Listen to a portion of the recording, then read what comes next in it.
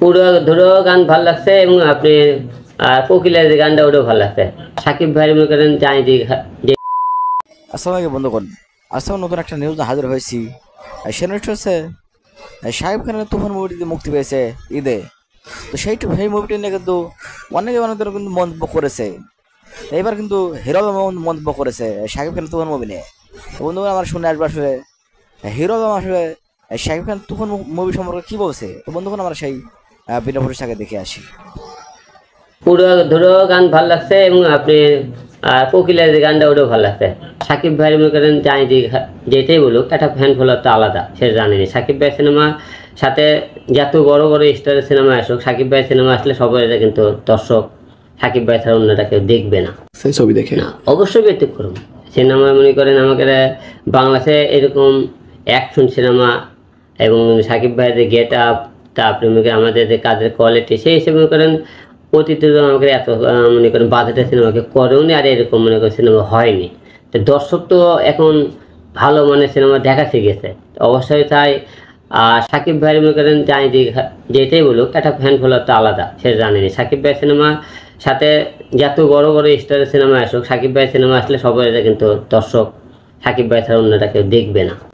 তো সেই হিসেবে সিনেমা আগের তুলনায় অনেক ভালো হয়েছে এবং সাকিব ভাইয়ের লুক এবং যে অ্যাকশন মনে হয় না অতীতে কোনো সিনেমাতে সাকিব ভাই আমরা দেখছি।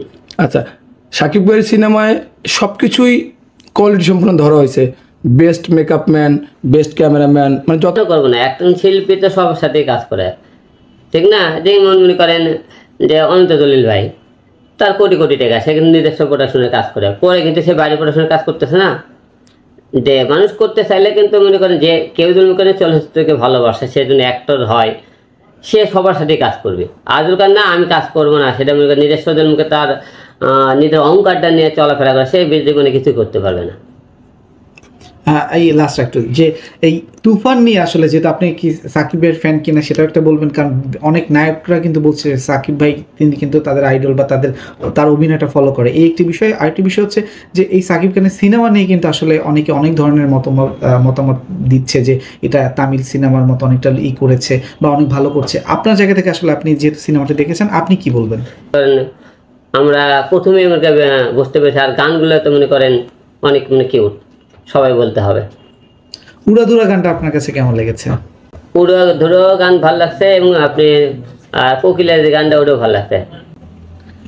এই লাস্টে কিন্তু একটা টুইস্ট ছিল, সেই টুইস্টের জায়গাটা যদি একটু বলতেন সিনেমার শেষে। লাস্টে গান আমি তো মনে করছিলাম সিনেমা শেষ, ঠিক আছে, তো তারপর দেখে যে না, গানের পরে সিনেমা মনে করছে শেষ মনে করছিলাম, তারপরে না, তারপরে যে সিনেমা লাস্টে যে ফিনিশিং, এখন এই ফিনিশিং পার্ট 2 না, পার্ট 2 মনে করেন দেখার জন্য দর্শক অপেক্ষা করতেছে। লাস্ট থেকে ফিনিশিং এ বলতেছে এখন পার্ট 2 চাই, কারণ পার্ট 2 না হলে তারা কিন্তু সিনেমাটা বুঝতে পারছে পাবলিক। এখন পার্ট 2 দরকার এই সিনেমা, তাহলে পুরো সিনেমা আরো বুঝতে পারবে লোকজন। অবশ্যই ভালো। এই যে আপনি হলে গিয়ে আপনি একজন অভিনেতা হয়ে এই যে সিনেমাগুলো দেখছেন, এ থেকে আসলে বাংলা চলচ্চিত্র আপনি কি মনে করছেন, কতদূর সামনের দিকে এগিয়ে যাবে? অবশ্যই শুনে আমরা চলচ্চিত্র লোকগুলো চলচ্চিত্র না দেখি তাহলে তো খালি দর্শকের উপর তো মনে করে ফেলে দিলে হবে না, দর্শক সিনেমা দেখবে আমরা দেখবো না, এবং আমরা তো তাদের সিনেমা না দেখি, তাদেরকে ফলো না করে, তাহলে সামনে তো আমরা ভালো কিছু করতে পারবো না। বেশ বিগত দিনে কিন্তু সিনেমা জগতে ভাটা ছিল বাংলা সিনেমাতে, এখন সবাই বলছে আসলে জোয়ার বইছে। আপনি আসলে এই বিষয়টাকে কি দেখছেন? অবশ্যই আগের থেকে ভালো। আগে তো সিনেমা হলে এখানে লোকই যাইতো না, এখন তো লোক দেখছেন আপনি, এখনকার সিনেমা লাগার হলে টিকিট পাইতেছে না, হল ভাঙচুর করতেছে। আমরা মাসে আগে মনে করেন 1 সপ্তাহ পরে সিনেমা হল থেকে নামিয়ে দেওয়া হয়েছে, এখন আমরা দেখছি পুরো 1 মাস পর্যন্ত সিনেমা চলতেছে। তাহলে তো সিনেমা ভালো না হলে কিন্তু হলে চলতো না, দর্শক এত চাইতো না। তাই আগের থেকে সিনেমা অবশ্যই কোয়ালিটি ভালো, মান ভালো হয়েছে থেকে দর্শক আবার হলমুখী হওয়া শুরু করেছে। সর্বশেষ আসলে দর্শকের উপরে কি বলবেন, আপনার যে আপকামিং সিনেমা আসতেছে এবং এই তুফান যে সমগ্র বিষয়টা নিয়ে আসলে কি বলবেন? দর্শকদের উদ্দেশ্যে একটা কথা বলবো, আপনারা বাংলাদেশের চলচ্চিত্র দেখবেন, আপনার সিনেমা হলে আসুন, তাহলে আরও ভালো সিনেমা আমার আপনাদেরকে উপহার দেওয়া যেতে পারে এবং আমরা আরও ভালো কিছু করতে পারি।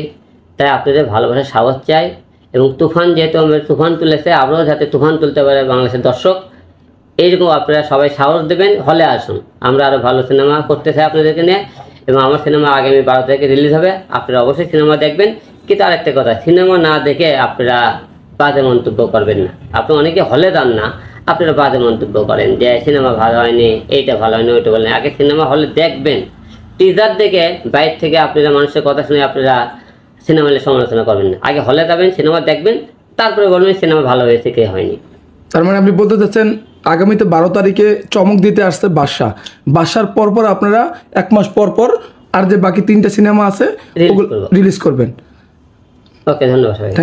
তো বন্ধুগণ, আমরা সেই ভিডিওটি দেখে এলাম যেখানে দেখছে শাকিব খানের মুভি তুফান মুভি সম্পর্কে হিরো আলম যে মন্তব্য করেছে, আসলে খুবই প্রশংসা করেছে আসলে শাকিব খানের মুভি সম্পর্কে। আসলে তুফান মুভিটা আসলে খুবই ভালো হয়েছে, আসলে খুবই অ্যাকশন ধরনের মুভি হয়েছে, ধর আসলে KGF বা এই ধরনের মুভি মতো হয়ে গেছে। আসলে খুবই সুন্দর একটা মুভি, অ্যাকশন মুভি ছিল।